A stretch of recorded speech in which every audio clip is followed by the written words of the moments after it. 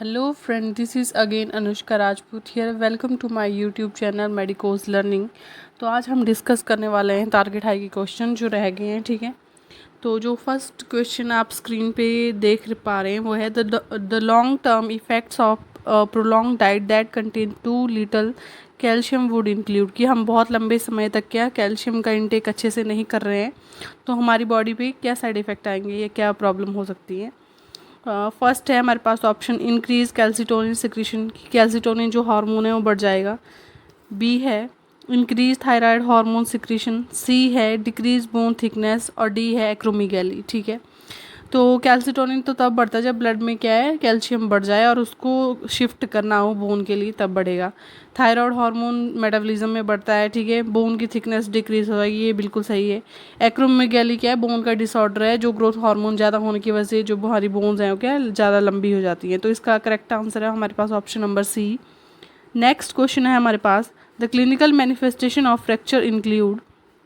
कि जब हमें फ्रैक्चर होता है तो हमें क्या क्या सिम्टम्स आते हैं. फर्स्ट ऑप्शन है option number A fever heaviness weakness. B है एडिमा पेलर एक्imosis. सी है पेन पेलर पैरेस्थीजिया. और डी है pain coolness loss of pulse. तो हमने फ्रैक्चर में जो 6 पीज पढ़े थे तो हमने सबसे पहले वही देखने हैं. उसके अकॉर्डिंग हमारा जो करेक्ट आंसर है यहाँ पे वो है pain pallor paraesthesia. Option number C is the correct answer. Next question है हमारे पास fractures occur at the distal end of the fibula. ठीक है, डिस्टल एंड में फ्रैक्चर हो रहा है फिबुला के तो उस फ्रैक्चर का क्या नाम है. तो फ्रैक्चर के टाइप्स मैंने सारे बहुत ज़्यादा अच्छे ढंग से डिस्कस किए थे. ऑप्शन नंबर ए है कुलीज फ्रैक्चर. बी है ऑब्लिक फ्रैक्चर. सी है स्पाइरल फ्रैक्चर. और डी है पॉट्स फ्रैक्चर. तो कुलीज तो रिस्ट का होता है, ऑब्लिक स्पाइरल नहीं है. और तो पॉट्स जो फ्रैक्चर है वो क्या है करेक्ट आंसर है. Option number D is the correct answer. Next question है which of the following is a fracture in which bone is shattered into numerous fragments.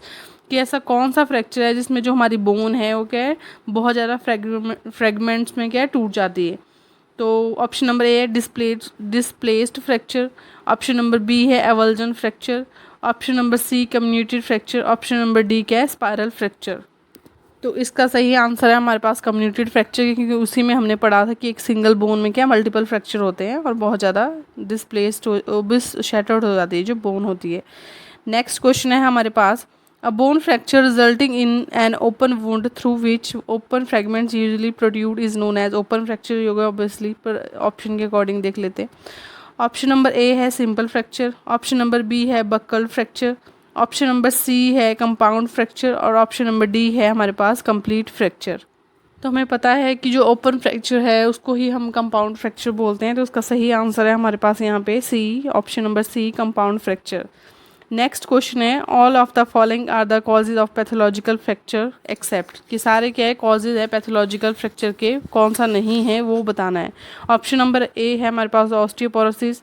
Option number B है osteomyelitis. सी है primary hyper parathyroidism. और D है हमारे पास multiple sclerosis. तो बाकी तो सारे पता.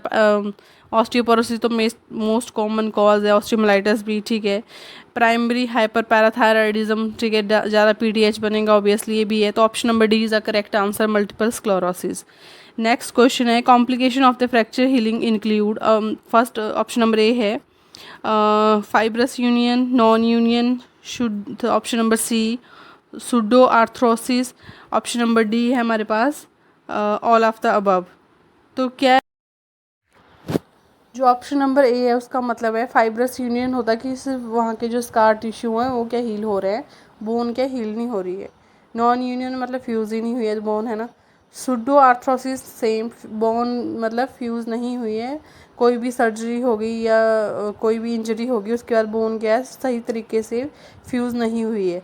तो ये सारी क्या ऑल ऑफ द अबव इसका क्या है करेक्ट आंसर है. ये इसका मतलब जा रहा है यहाँ पे. ठीक है, सारी क्या कॉम्प्लिकेशन हो सकती हैं फ्रैक्चर की.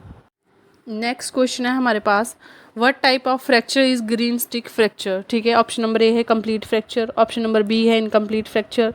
ऑप्शन नंबर सी है कॉम्प्लिकेटेड. ऑप्शन नंबर डी है पेनिट्रेटिंग. तो हमें पता है ग्रीन स्टिक फ्रैक्चर वो होता है इसमें एक साइड बोन क्या ब्रेक हो जाती है, दूसरी साइड क्या होती है बेंड होती है. तो इनकम्प्लीट फ्रैक्चर इसका क्या है करेक्ट आंसर है. Option number B is the correct answer. Next question है हमारे पास impacted fracture is also known as. Option number A buckle fracture. Option number B complicated fracture, option number C comminuted fracture, option number D green stick fracture. We all know that जो impacted fracture होता है उसमें जो एक bone का fragment है वो क्या दूसरी बोन के फ्रेगमेंट में क्या है मर्ज हो जाता है, घुस जाता है, धंस जाता है। तो यहाँ ऑप्शन के अकॉर्डिंग जो ऑप्शन नंबर ए है वो क्या करेक्ट आंसर है, बक्कल फ्रैक्चर। ठीक है, बक्कल फ्रैक्चर में क्या होता है बोन की जो मर्जिंग साइट होती है वहाँ पे जाके फ्रैक्चर होता है। तो option number A is the correct answer.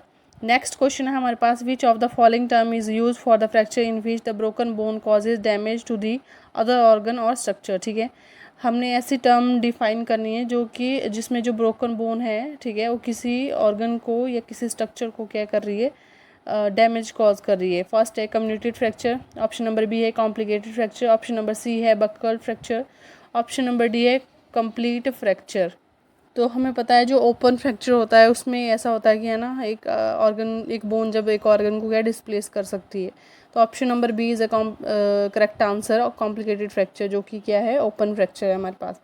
Next question है हमारे पास, Colles fracture refers to the injury of option number A shoulder joint, option number B knee joint, option number C wrist joint, option number D elbow joint. ठीक है, Coolidge fracture हमें पता है wrist का होता है, तो option number C is a correct answer. Next question है हमारे पास, Colles fracture refer to the fracture of, same आ गया फिर से, किस इसमें होता कौन सी बोन का होता है ना। नेक्स्ट क्वेश्चन है हमारे पास, fracture of distal radius is called, option number A है Hume fracture, option number B Monteggia fracture, option number C Galeazzi fracture, option number D Colles fracture. तो जो ह्यूमे फ्रैक्चर है वो क्या है, मोंटेजिया फ्रैक्चर का ही टाइप है। इसमें जो हमारा ऑलिक्रोनल प्रोसेस है उसका फ्रैक्चर होता है, साथ में जो रेडियस होती है वो एंटीरियरली क्या डिसलोकेट हो जाती है। मोंटेजिया फ्रैक्चर हमें पता ही है कि फ्रैक्चर अल्ना का है, और इसमें जो प्रॉक्सिमल रेडियो अल्नर जॉइंट होता है उसकी डिसलोकेशन होती है। ग्लेजी फ्रैक्चर में भी सेम फ्रैक्चर रेडियस होता है, और जो डिस्टल वाला रेडियो अल्नर जॉइंट होता है उसकी डिस्प्लेसमेंट होती है। तो कुलीज फ्रैक्चर रिस्ट का फ्रैक्चर होता है और डिस्टल रेडियस का होता है, ये हमें पता है। तो option number D is a correct answer. ठीक है, नेक्स्ट क्वेश्चन है हमारे पास, hangman fracture refers to, option number A fracture of median radius, option number B fracture of metacarpals bone, option number C fracture of clavicle bone, option number D C2C3 traumatic spondylolisthesis. तो हमें पता है जो hangman fracture होता है वो क्या है, जो हमारा एक्सिस वर्टिब्रा होता है, सर्वाइकल वर्टिब्रा सेकंड, उसका फ्रैक्चर होता है। तो इसके सारे ऑप्शन के अकॉर्डिंग जो ऑप्शन नंबर डी है वो क्या करेक्ट है, सर्वाइकल 2 और सर्वाइकल 3 जो लिखा हुआ है ना क्वेश्चन के अकॉर्डिंग, यहाँ पे option number D is a correct answer. Next question है हमारे पास, which of the following statement describe pathological fracture. ठीक है, नीचे में से कौन सी स्टेटमेंट ये डिस्क्राइब करिए पैथोलॉजिकल फ्रैक्चर को। ऑप्शन नंबर ए है ब्रेक और splinter of the bone into more than 2 fragment. ठीक है, बोन का क्या ब्रेक हो जाना 2 से ज़्यादा फ्रेगमेंट्स में। Option number B a bone fracture accompanied by damage to the regional organs and neurovascular bundles, कि जो बोन के फ्रैक्चर्ड बोन है उसने क्या है जो रीजनल ऑर्गन और जो न्यूरोवास्कुलर बंडल्स हैं उनको भी क्या कर दिया, डैमेज कर दी है। नेक्स्ट ऑप्शन है option number C end of the bone are driven into each other, कि जो बोन के एंड हैं वो क्या एक दूसरे में धंस चुके हैं। ऑप्शन नंबर डी है fracture is caused by disease that weakens the bone. ठीक है, तो यहाँ पे ऑप्शन नंबर जो डी है करेक्ट आंसर है, क्योंकि हमें पता है जो पैथोलॉजिकल फ्रैक्चर है वो क्या है किसी भी बीमारी से होने वाला फ्रैक्चर है। तो option number D is the correct answer. Next question है हमारे पास, older adults are more prone to develop hip fracture because of, option number A है decrease bone density, option number B sedentary lifestyle, option number C weakness in them, option number D age. जो older adults हैं उनमें क्या है हमें fracture क्यों होता है, उसका क्या रीज़न बताना है कि क्यों प्रोन होते हैं वो क्या है फ्रैक्चर के लिए। बढ़ती उम्र के बाद जो साथ साथ क्या है एडल्ट जो हैं उनकी जो बोन की डेंसिटी हो क्या डिक्रीज़ हो जाती है, हमने पढ़ा हुआ है। तो option number A is the correct answer. ठीक है, डिक्रीज बोन डेंसिटी। जो नेक्स्ट क्वेश्चन है हमारे पास है वो है elderly woman are more prone to develop hip fracture because. ठीक है, जो बूढ़ी औरतें रहती हैं एल्डरली वुमन है उनमें क्या है मोस्ट कॉमन क्या है कॉज बताना है हमने फ्रैक्चर होने का। ऑप्शन नंबर ए है हमारे पास decrease oestrogen secretion, option number B increase bone density, option number C increase calcium absorption, option number D sedentary lifestyle. तो हमें पता है एस्ट्रोजन जब कम हो जाता है मेनोपॉज होता है, क्योंकि एल्डर वुमन में तो एस्ट्रोजन कम हो जाता है, एस्ट्रोजन कम होने की वजह से जो कैल्शियम है उसकी एब्जॉर्प्शन भी कम हो जाती है। तो option number is a correct answer. Next question है अ 30-year-old male patient was admitted with fracture femur. ठीक है, 30 साल का कोई ओल्ड मेल है, वो क्या है, एडमिट हुआ है फ्रैक्चर फीमर के साथ। A nurse would assess for the sign of circulatory impairment in the client by asking him to. तो नर्स कैसे असेस करेगी साइन है जो सर्कुलेटरी इम्पेयरमेंट की, नर्स उसको क्या पूछेगी। ऑप्शन नंबर ए है हमारे पास turn himself in bed, option number B cough and deep breath, option number C perform bicep exercise, option number D twist his toes. तो option number D is the correct answer, क्योंकि बाकी किसी से भी नहीं पता चल रहा कि सेंसेशन लॉस्ट हो गई है, क्या हुआ है, सर्कुलेटरी उस वाले बॉडी पार्ट में ब्लड फ्लो कर रहा है कि नहीं। तो option number D is the correct answer, twist his toes, की फिंगर की जो टोज़ है उनको क्या ट्विस्ट करने के लिए बोलेगी। नेक्स्ट क्वेश्चन है हमारे पास which of the following assessment finding best indicate a fracture of the femoral neck, कि इनमें से कौन सी असेसमेंट फाइंडिंग हमें इंडिकेट करती है कि जो फीमोरल नेक है उसका क्या है, फ्रैक्चर हुआ है। ऑप्शन नंबर ए है हमारे पास pain in the affected leg, option number B haematoma in the affected leg, option number C pain and oedema in the affected leg, option number D affected leg is shorten adducted and externally extremely rotated. तो option number D is the correct answer, क्योंकि बाकी चीज़ों में और भी कोई problem की वजह से भी हो सकती है, जो बोन का छोटा हो जाना, ठीक है, और बॉडी की इनसाइड मूड जाना, ठीक है, एक बहुत ज़्यादा रोटेट हो जाना, वो क्या इंडिकेट करता है कि जो फीमोरल का जो नेक है वो क्या फ्रैक्चर हो गया है।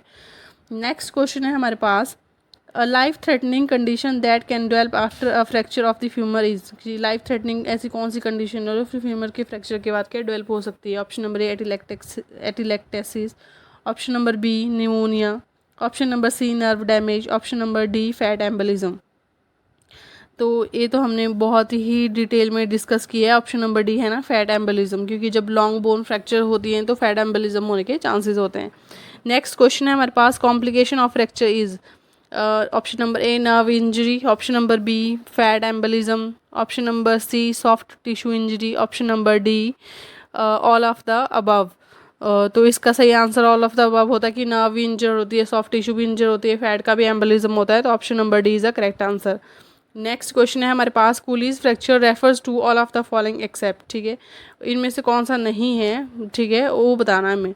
ऑप्शन नंबर ए है fracture of medial malleolus, option number B transverse wrist fracture, option number C distal wrist radius fracture, option number D dinner fork deformity of the wrist. तो ऑप्शन नंबर ए क्या है यहाँ पे correct रहेगा, क्योंकि बाकी सारे क्या है कोलीज फ्रैक्चर की में जो लाइंस आती हैं वो सारी हैं ये लिखी हुई है ना।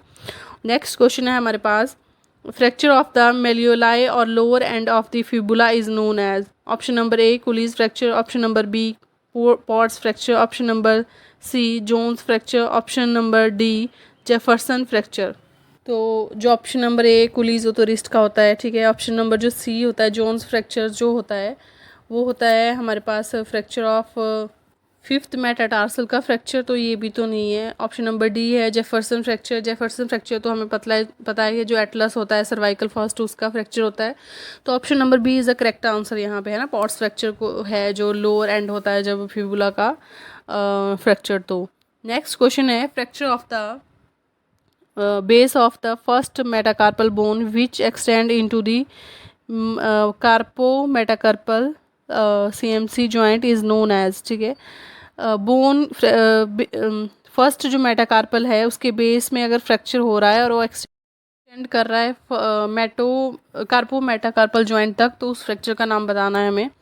तो फर्स्ट ऑप्शन है हमारे पास hangman fracture, option number B Jones fracture, option number C Bennett fracture, option number D boxer fracture. तो हमारे पास यहाँ पे करेक्ट रहेगा ऑप्शन नंबर सी, क्योंकि बेनेट फ्रैक्चर हमें पता है क्या होता है, फर्स्ट मेटाकार्पल जो बोन है उसका क्या है फ्रैक्चर होता है, और बॉक्सर तो हमें पता है कि फिफ्थ मेटाकार्पल का होता है ना। तो ये तो नहीं है, option number C is a correct answer. Parameter need to be monitor in client with fracture of the pelvis, ठीक है। वो पैरामीटर हमें बताने हैं, ठीक है, जो कि क्लाइंट में हमें मॉनिटर करने हैं जिसमें क्या हुआ है, पेल्विस का फ्रैक्चर हुआ है। ऑप्शन नंबर ए हमारे पास चेंजेस इन यूरिन आउटपुट, ठीक है, उसकी यूरिन आउटपुट चेंज होगी। ऑप्शन नंबर बी है लोअर लिम्ब सेंसेशन चेंज होगी, है ना, lower limb sensation. Option number C है femoral pulse. Option number D है हमारे पास पेन।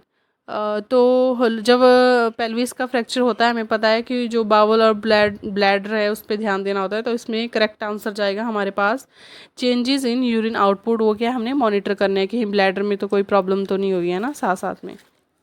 नेक्स्ट क्वेश्चन है हमारे पास which nerve is most likely to be injured in the fracture of the shaft of the humerus, ठीक है।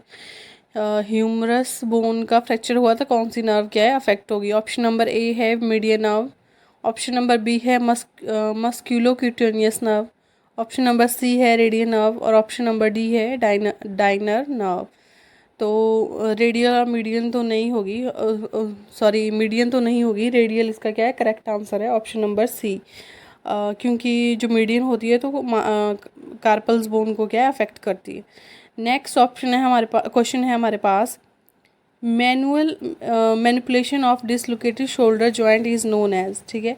Manually हमने कोई जॉइंट डिसलोकेट हुआ था शोल्डर वाला, उसको मैनिपुलेट किया हमने, उस प्रोसीजर का हम क्या बोलेंगे। ऑप्शन नंबर ए है क्लोज रिडक्शन।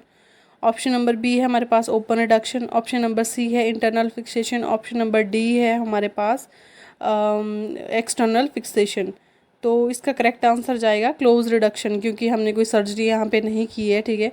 ओपन बाहर से ही हम मैनिपुलेट करके जो बोन है उसके अलाइनमेंट को क्या फिक्स कर रहे हैं। Option number A is a correct answer.